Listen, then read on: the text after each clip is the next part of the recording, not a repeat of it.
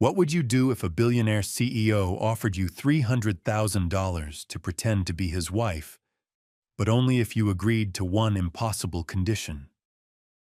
That's exactly what happened to Olivia Hart on Christmas Eve. And the shocking twist that followed would change everything she thought she knew about love, belonging, and her own worth. Olivia was 27 years old and completely invisible.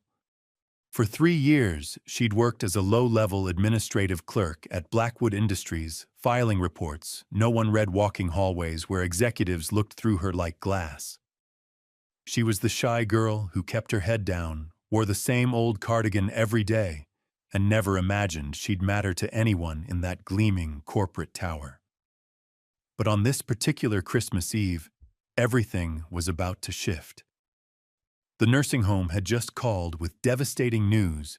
Mr. Thomas, the only person who'd ever truly loved her, would be discharged in 72 hours unless she could pay $280 for his Alzheimer's care. Olivia sat alone at her desk on the 42nd floor, wrapped in the wool scarf Mr. Thomas had given her years ago, staring at an invoice she could never afford. Her hands trembled as she pulled out an old email, one she'd saved for years from a former welfare coordinator. It simply read, "If urgent, call this line. B."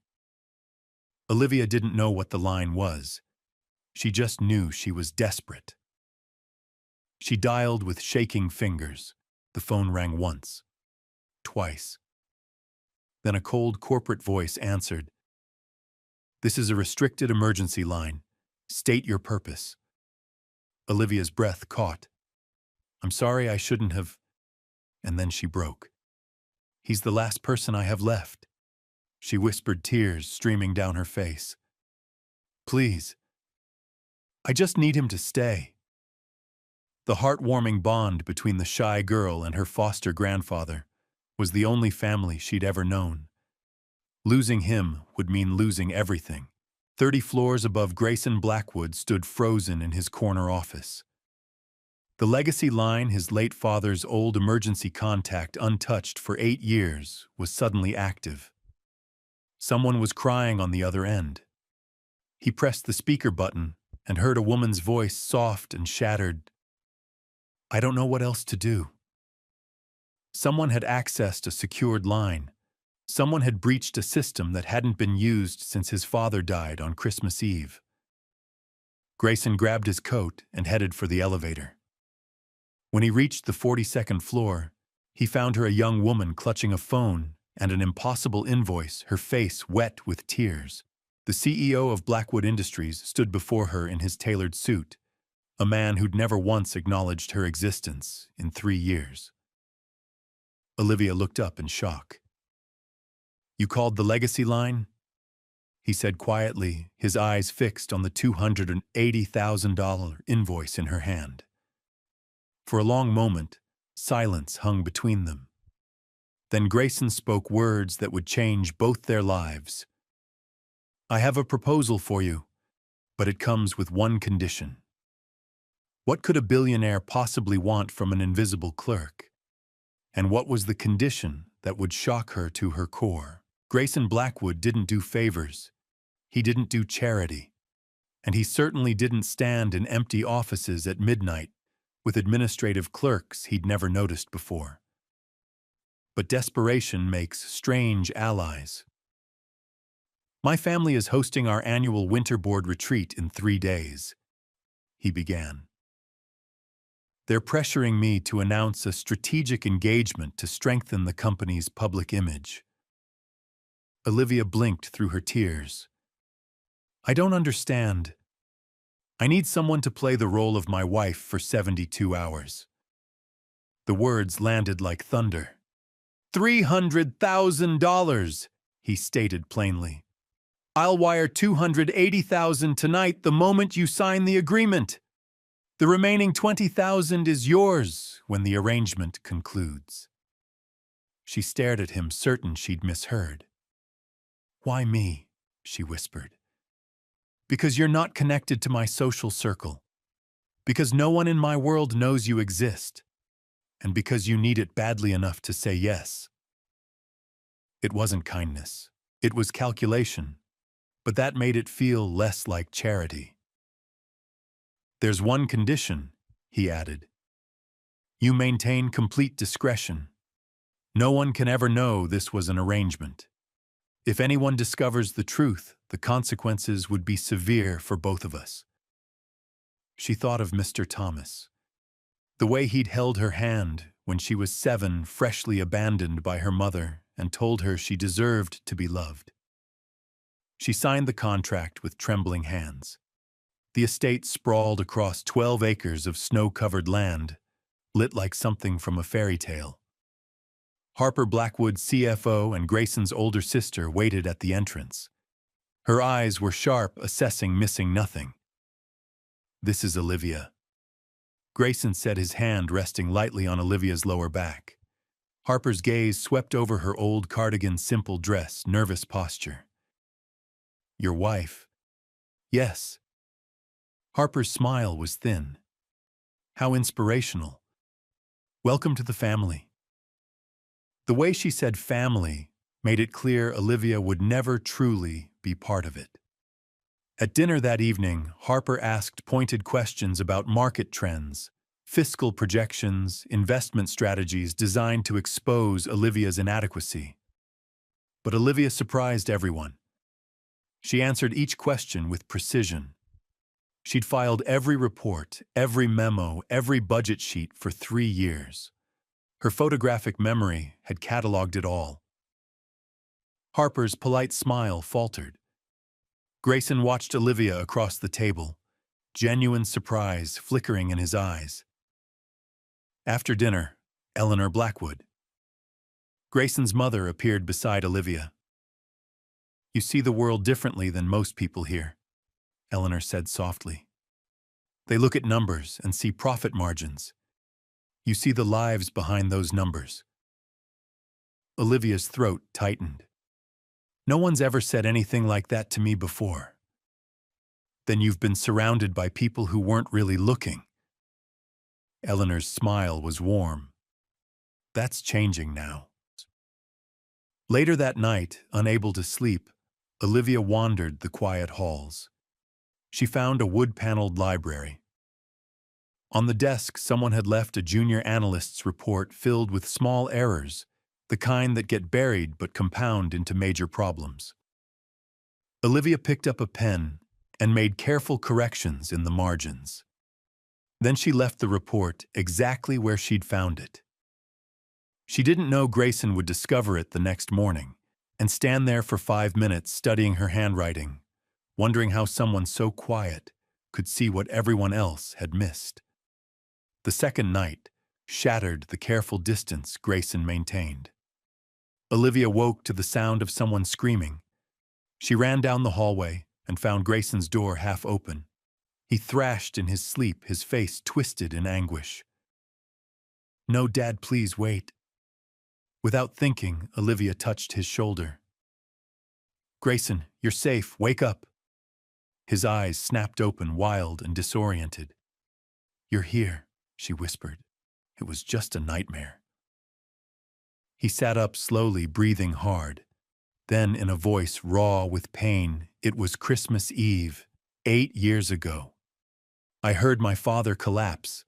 By the time I got the door open, his voice cracked. I couldn't save him." Olivia reached for the scarf around her neck, the one Mr. Thomas had given her, and gently draped it over Grayson's shoulders. "A child can't save everyone," she said softly. "What happened wasn't your fault." Grayson looked at her as if truly seeing her for the first time, and for the first time in 8 years, he let himself break in front of another person. The next morning, Harper cornered Olivia in an empty hallway. "I've seen people try to marry into this family before," Harper said coldly. "I restructured our corporate welfare fund last quarter, cut unnecessary expenses. That nursing home you're worried about, it was on my list." The shock hit Olivia like ice water. "It was you," she breathed. "Your decision almost got Mr. Thomas discharged." Harper didn't flinch. I did what was necessary. Sentiment doesn't protect a company. Olivia walked away before Harper could see the tears forming. She made it outside into the snow before her composure crumbled. Grayson found her there, shaking in the cold. "You're stronger than you think," he said quietly. Olivia looked up, the tears streaming down her face. "But I'm not strong. I've never been strong. I'm just the shy girl who hides behind her desk and hopes no one notices her." He studied her face. "You remember every report, every number, every name. You see patterns no one else catches.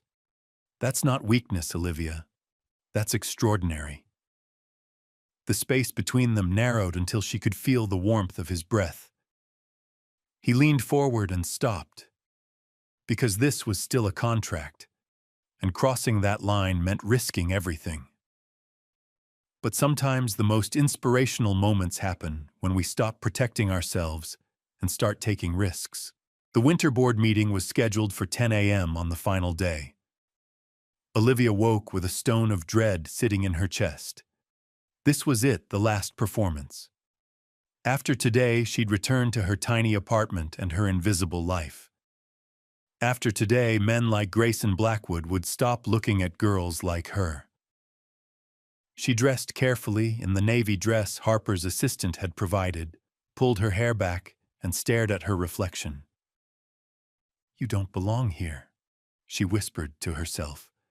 "You never did." But even as she said it, something had shifted. She didn't feel quite as small anymore. The boardroom was already filled with executives when Olivia arrived, CFOs, division heads, people who made decisions that changed thousands of lives with a single signature. Harper stood at the front, composed and commanding. Grayson was beside her, his expression carefully neutral. Olivia slipped into a chair near the back, trying to disappear into the leather, but Eleanor caught her eye and gestured to the empty seat beside her. "You belong here," Eleanor said quietly. "Let me believe it for you until you can believe it yourself." The meeting began with quarterly reports and market analysis. Olivia tried to focus, but her mind kept drifting to what came after the return to invisibility. The loss of this strange, impossible connection. Then Harper stood and placed a printed budget sheet on the table. "Before we proceed with strategic planning," Harper said smoothly, "the board deserves complete transparency about recent developments." Olivia's pulse quickened. Harper turned to face the room. "Olivia Hart is not my brother's wife. This arrangement was a temporary contract, designed to satisfy certain family and social expectations." The shock rippled through the room like an electric current. Olivia felt the blood drain from her face. Her hands gripped the armrests as humiliation flooded through her. "I'm not questioning Grayson's judgment." Harper continued, her tone measured. "I'm simply ensuring this board understands the full context before making any strategic decisions that involve family representation." Olivia stood on shaking legs. She had to leave before this became unbearable. But then Grayson rose to his feet. "You're right," he said, his voice cutting through the murmurs. "It started as a contract." Olivia froze, her heart hammering. "But everything after the first 12 hours, he turned and looked directly at her. Everything after that became real." The room fell completely silent. "She's not here because I needed someone to play a role," Grayson continued. "She's here because in 3 days, she showed me something no one in this room has shown me in 8 years. Harper's jaw tightened. "Grayson, this is highly—" "She found an error in our quarterly budget." Grayson interrupted, picking up the printed sheet. A miscalculation buried in footnotes that none of our analysts caught. Day 14, line 27, a duplicate expense entry that would have cost us credibility with investors and regulators. The board members leaned forward, suddenly attentive. Olivia's heart pounded so violently, she thought everyone could hear it. "Numbers aren't just numbers," Grayson said, his voice softening. "Every line in these reports represents someone's job, someone's home, someone's future. And Olivia sees that. She's always seen it." One of the board members spoke up. "You're saying this young woman identified a material error that our entire finance team missed?" "I'm saying she has a gift for seeing patterns and consequences that others overlook," Grayson replied. "That's not luck. That's exceptional talent." Harper stood rigid, her composure beginning to crack. "This is irregular." "You restructured our corporate welfare program last quarter," Grayson said, his tone hardening. "You made cuts without fully assessing the human impact. One of those cuts nearly displaced an elderly man with Alzheimer's from his care facility." The inspirational power of Grayson's defense of the shy girl sent ripples of surprise through the boardroom. Eleanor rose slowly from her seat, and the entire room instinctively quieted. "Harper," Eleanor said gently but firmly, "you've carried this family's expectations for 20 years. You've sacrificed more than anyone acknowledges. But true leadership isn't just about protecting assets. It's about protecting people." Harper's hands clenched at her sides. "The board will temporarily suspend your authority over restructuring decisions," Eleanor continued, "pending a full review of the welfare program cuts and their consequences." Harper's face went pale with shock and barely contained anger. Olivia felt sick. She'd ruined everything: Harper's reputation, the family's unity, the fragile peace of this arrangement. After the meeting, Olivia didn't wait for explanations or goodbyes. She grabbed her coat and walked straight out the front doors, her vision blurred with tears. She made it halfway down the long driveway before Grayson caught up to her. "Olivia, wait. I destroyed your family," she said, her voice breaking. "Your sister hates me. The board thinks I'm manipulating you. I don't belong in that world, Grayson. I never did." "You saved the company from a significant compliance issue," he said firmly. "You saw what trained professionals missed." "I saw a number," she whispered. "Just a number on a page." "No." He stepped closer. "You saw the consequence of that number, the life it would affect. That's the difference between you and everyone in that boardroom." Olivia shook her head, tears streaming down her face.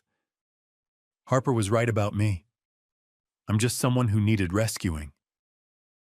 Grayson's expression shifted, something raw and unguarded, breaking through his careful control.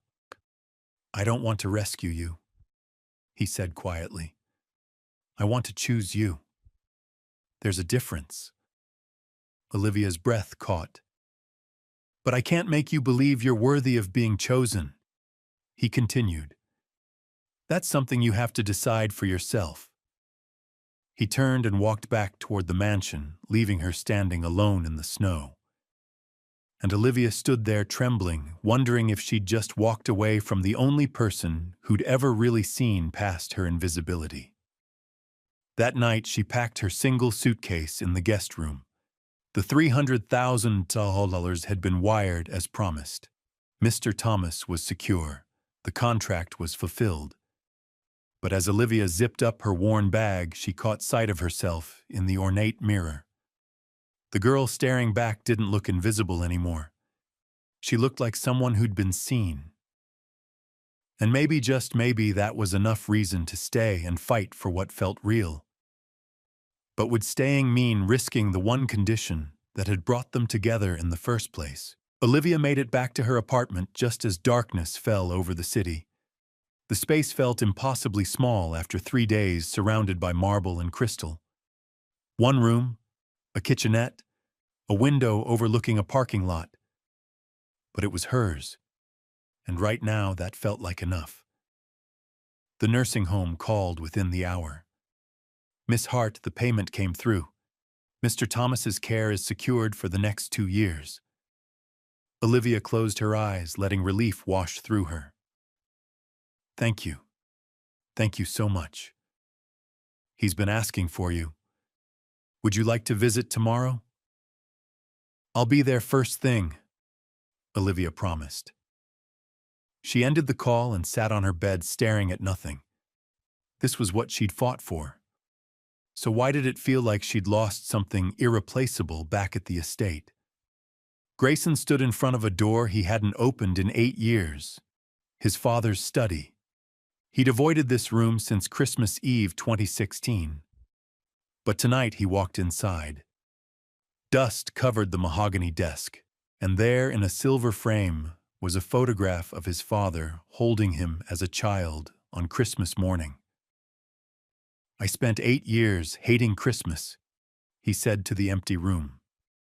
Because it took you away from me. He took a deep breath. But this year Christmas brought me someone who sees me. Not the company, not the legacy, just me. He turned and walked out deliberately, leaving the door open behind him. The confrontation. Harper found him in the hallway, her expression tight with anger. You humiliated me in front of the entire board, she said sharply. Grayson faced her. You humiliated yourself by making decisions without considering their full impact. I've spent 20 years protecting this family. Every choice I made was to keep us stable. And you dismissed that for a woman you met 3 days ago. She identified a critical error in 10 seconds that took our finance department 3 months to miss, Grayson said evenly. That's genuine talent. She's not one of us. No. Grayson agreed. She's better than us. She sees people, not just profit margins. Harper stared at him, and something in her expression cracked. You really love her. It wasn't a question. Harper looked away, her voice softening. I cut that welfare budget because I was terrified. Terrified we'd lose everything Father built. I didn't think about the people affected. I know, Grayson said quietly. I've never been loved the way you look at her. Never been someone's first choice. Then stop managing relationships like balance sheets and start letting people see the real you. Mother gave you another chance. Don't waste it. Harper nodded slowly, the fight draining from her posture. The next morning, Grayson drove to the nursing home where Mr. Thomas lived. He found the old man sitting by a window, his eyes surprisingly alert. Mr. Thomas. The old man looked up. You're the one who made her smile. Grayson sat down. I think I made her cry more than smile. Same thing, Mr. Thomas said with a faint smile. Means she's feeling something real. That girl spent her whole childhood believing she wasn't worth keeping. Her mother left when she was 7. Foster system shuffled her around. Then I found her. His hands trembled slightly. I told her she deserved to be loved, not because of what she could do, just because she was Olivia. Grayson's throat tightened. She thinks she's not good enough for your world, Mr. Thomas continued. But the truth is, your world isn't good enough for her yet. Not until it learns to see what really matters. What should I do? Grayson asked. You choose her, Mr. Thomas said simply. With clear words, out loud, so she can't convince herself it's just kindness or obligation. You choose her, and you keep choosing her every single day until she finally believes it. Grayson gripped Mr. Thomas's shoulder gently. I won't let her hurt anymore. That's a promise. Mr. Thomas smiled. Then go tell her, before she talks herself out of everything good. Olivia was making tea when she heard the knock on her apartment door. She opened it and froze. Grayson Blackwood stood in the narrow hallway of her rundown building, looking impossibly out of place among the peeling paint and flickering lights. You left, he said quietly. The contract was fulfilled. I'm not here about the contract. Olivia's heart hammered. Then why are you here? Grayson stepped inside the small space, suddenly feeling smaller with his presence. Because I spent 8 years running from Christmas, from connection, from anything that felt like it might hurt me. He took a breath. And then I met you. Grayson, you don't owe me anything. He interrupted gently. But if you walk away now without knowing the truth, I'll spend the rest of my life wondering what we could have become. Tears welled in her eyes. I'm scared. I'm scared that one day you'll wake up and realize I'm not enough. Grayson stepped closer and placed his hand over her heart. Christmas took my father from me, he said softly. But this year it brought me you. For the first time in 8 years, I don't want to run from what I'm feeling. Olivia looked up at him, her breath catching. I'm choosing you, Olivia, he whispered. Not because you're useful, not because you saved the company, because you're you. And that's more than enough. That's everything. She kissed him. And for the first time in her entire life, Olivia Hart believed she was truly worth choosing. Because real love doesn't come with conditions, it comes with commitment. Spring arrived, slowly melting winter's snow into gentle rain that washed the city clean. Olivia stood at her old desk on the 42nd floor, packing 3 years of files into cardboard boxes. She wasn't invisible anymore. The board had offered her a position in strategic analysis, a real office with her name on the door, and a salary that still made her dizzy. But more importantly, people listened when she spoke. Harper appeared in the doorway holding 2 cups of coffee. Olivia tensed instinctively, but Harper simply walked in and set 1 cup on the desk. I owe you an apology. Harper's voice was quieter than Olivia had ever heard it. I spent 20 years believing that protecting this company meant eliminating anything that seemed weak. But you taught me that real strength is about protecting what matters most, even when it's not profitable. I reinstated the full welfare budget, Harper continued, and I visited Mr. Thomas last week at the care facility.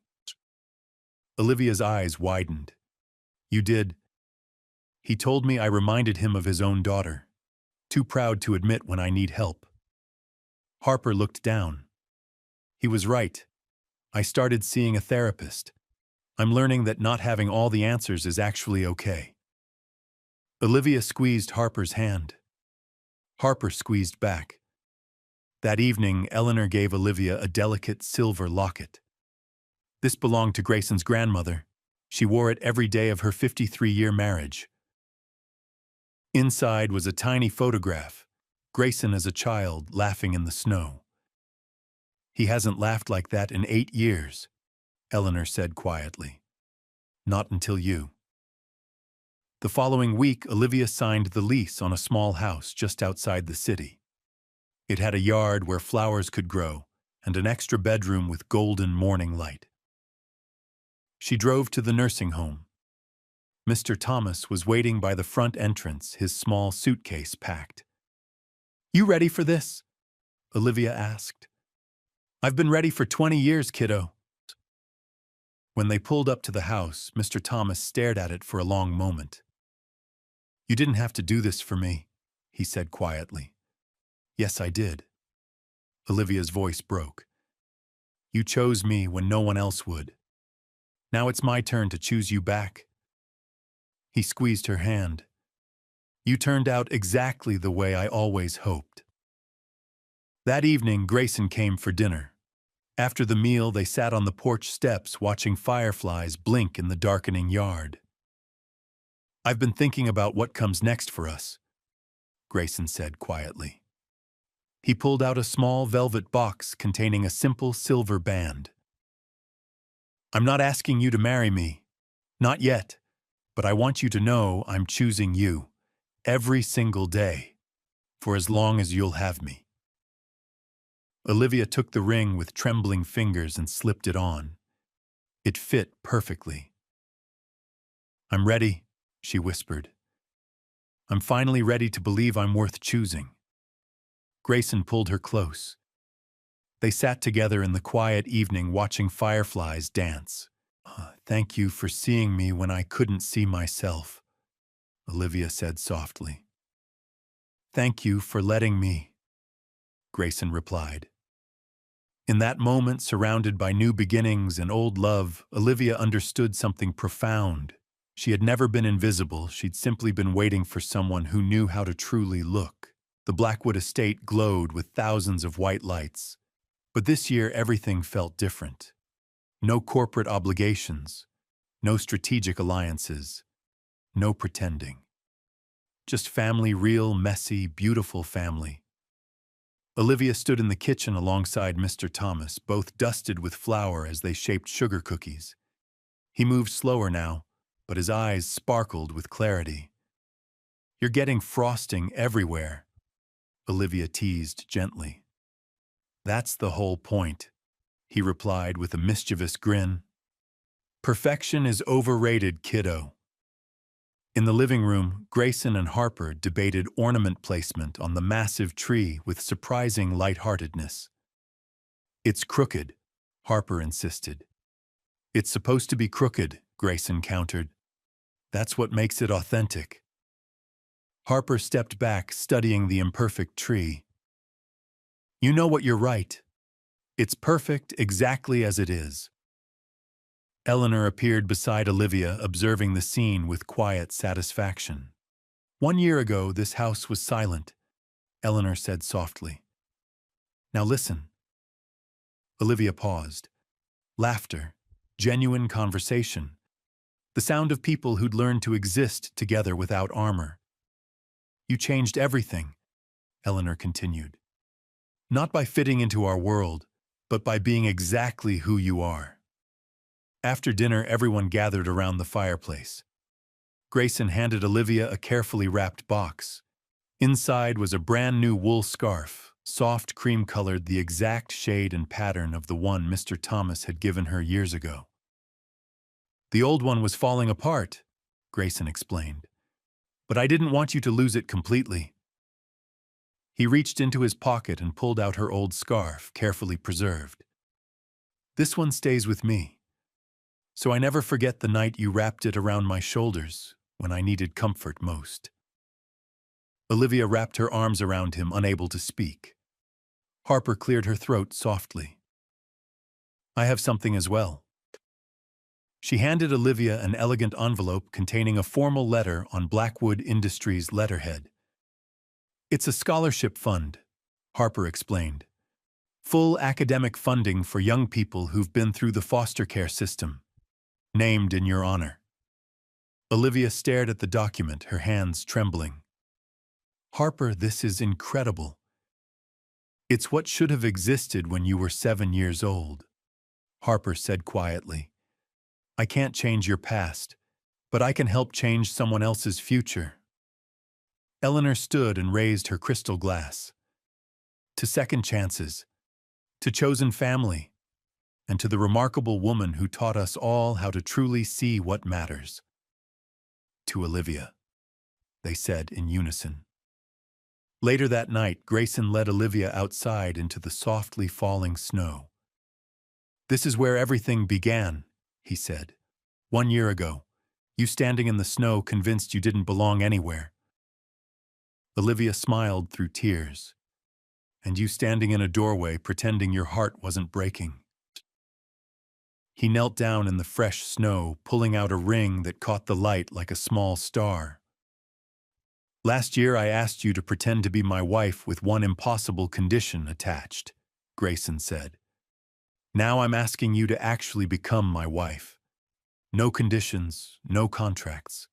Just us choosing each other every single day." Olivia dropped to her knees in front of him, tears streaming down her face. "Yes," she whispered. "1,000 times yes." He slipped the ring onto her finger. and they kissed in the snow, surrounded by light and warmth, and the promise of a future built on genuine love. As they walked back inside, Mr. Thomas was waiting by the window, his face lit with pure joy. "She turned out pretty well, didn't she?" he said to Grayson. Grayson wrapped his arm around Olivia. "She turned out absolutely perfect." Mr. Thomas nodded. "That's because she was never broken to begin with. She just needed someone patient enough to help her see it." Olivia rested her head on Grayson's shoulder, feeling 8 years of his loneliness and 27 years of her invisibility finally lift and dissolve. She'd spent her entire life being overlooked, but now she was seen, chosen, deeply, permanently loved, and that made every moment of waiting worthwhile.